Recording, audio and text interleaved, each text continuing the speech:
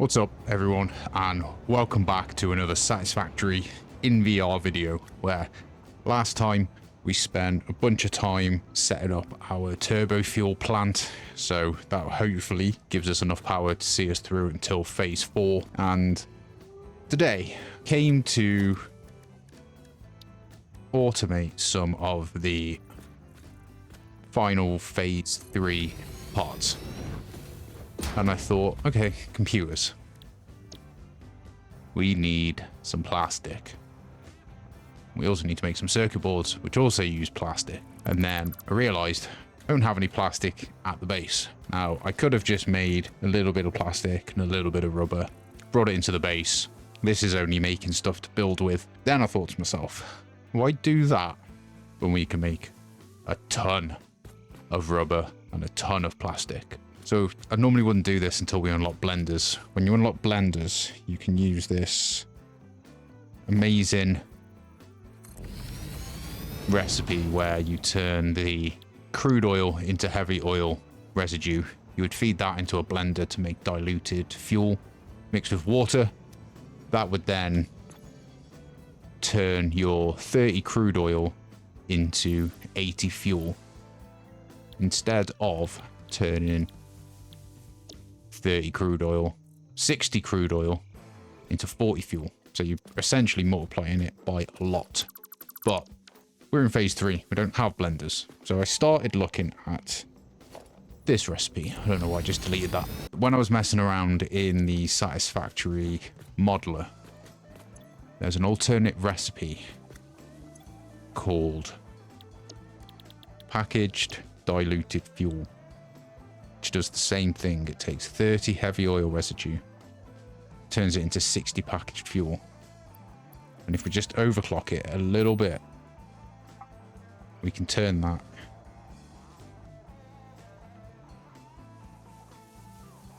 into the 40 to 80 that you would get in a blender. And all it needs is packaged water. So that got me thinking, could we create a blueprint where we take crude oil into heavy oil residue, which would output 40 a minute. Slightly overclock this so that we could just run a pipe then from the output of this one into the input of this one, and then take the output of this one into a packager,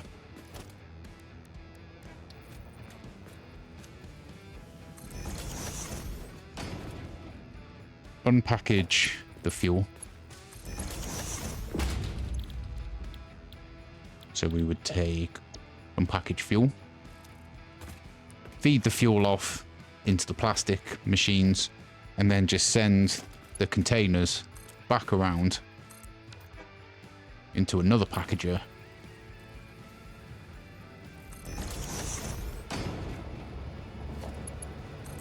to package up, repackage the water,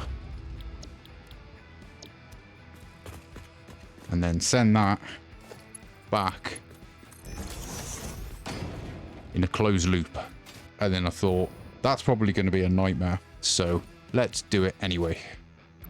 And this is the design I eventually went with. So this will be our crude oil in line that can run down these all linked together. Crude oil gets converted into heavy oil residue at the standard rate to 40. This will go down across here into the packaged fuel recipe. So we mix heavy oil residue with packaged water to make 80 packaged fuel per minute, which feeds out of this machine into this, which takes the packaged fuel, unpackages it into normal fuel, and then just takes the empty canisters. The packaged fuel will feed out, the fuel will feed out down this pipe and off to wherever we want, and then the empty canisters come back around back into the packaged water, which is making our initial set of packaged water to feed the diluted fuel recipe. So all this needs is a water input and a crude oil input, and it's going to spew out the massive amount of fuel that we're going to need for this build. I did preload the blueprint with 100 empty canisters to get the loop started. So that means that this should keep up with itself and just constantly feed the canisters back and forth, giving us our fuel coming out. And then we move on to how we make the plastic and rubber in the first place. So we have 2 refineries, and we're going to use an alternate recipe, which is pretty standard. A lot of people have done this build, but with the recycled plastic alternate recipe, we take 75 rubber, which we've preloaded some in to get this loop started, and an input of fuel, and we output 150 plastic. And then the same on the other side, we input 75 plastic and 75 fuel to output 150 rubber. And we did fully overclock these, as otherwise this would have taken an obscene amount of refineries, and I am worried about late game how we're going to deal with the mass amount of machines and what it's going to do to our frame rate. So the interesting thing with this is this machine will output 150 rubber per minute. It goes into a splitter. Half of that rubber goes into the plastic refinery. Half of it goes into an elevator, into a merger, and then that will shoot off to wherever we want to do, whether we store it or sink it. That should feed this machine at a perfect balance. And the same on the other side.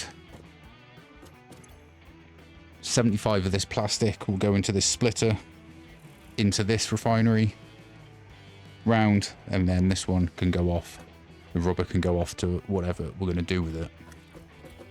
Alright, let's place a blueprint, shall we? That's the direction we want then.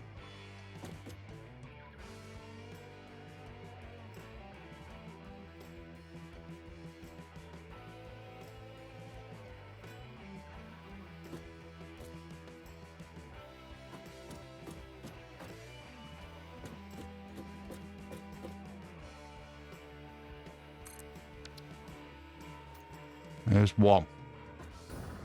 Wonder if we should test this row for any problems. Water's connected, fuel's connected. I think we probably should. No, I do kind of want to turn it all on at the same time. Otherwise, the balancing of the pipes isn't going to work. Let's keep going.